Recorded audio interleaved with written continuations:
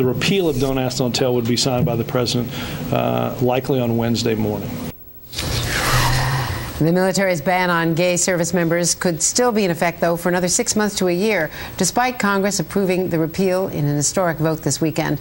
And for the time being, openly gay service members could still face possible expulsion from the military. Joe Solmonese is president of the Human Rights Campaign and really led this fight. So congratulations to you. Thank you. How did it come back from the dead? Someone was telling me that Steny Hoyer was an unsung hero here, because when the bill came over from the House, he fast-tracked it and cut through all the procedural rigmarole. Yeah, I spoke to Congressman Hoyer last Friday night, and he, along with our legislative director and others, kind of revised the bill, decided that they would bring it back up for a second time in the House, as you saw last week, did that, and then sent it over to the Senate as a privileged message, which meant that once it got to the Senate, it wouldn't take nearly as much time as it would have otherwise. So it was, as he said to me, 100 stars were going to need to line up the right way for this to work, and they did, and it did. And what next? We talked about 6 months to a year. Certain things have to be certified by the Secretary and other military leaders, the service chiefs. Yep. Do you fear that there will be a foot dragging, especially in the Marine Corps? I don't think so. I think that the implementation study certainly creates a much more expeditious path, I think, than people thought it might have.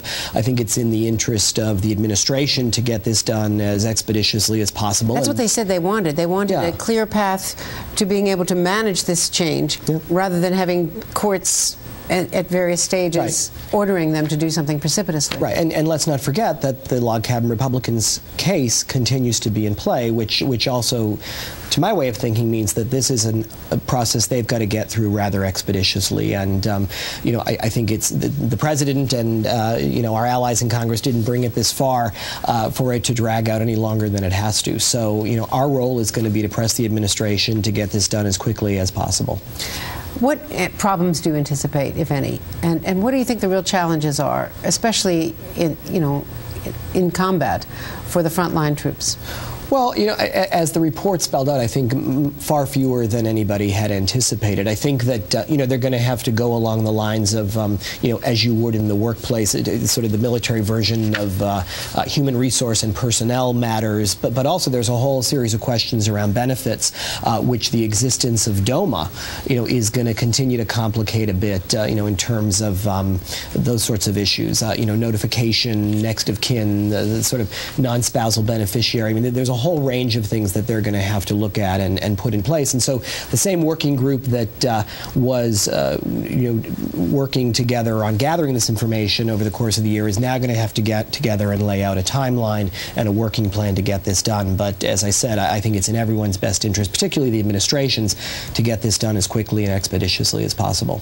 Well, you did an amazing job for your, you know, your cause, and props to you, and props to Rachel Maddow, because in the broadcast world, she was on it. Yeah, she was down there at those first hearings, and it was great to see her there, and she has just really been such a heroic force in enabling these service members to tell their stories. Changing as well. the conversation. Yeah. Thank you so much. Thank you.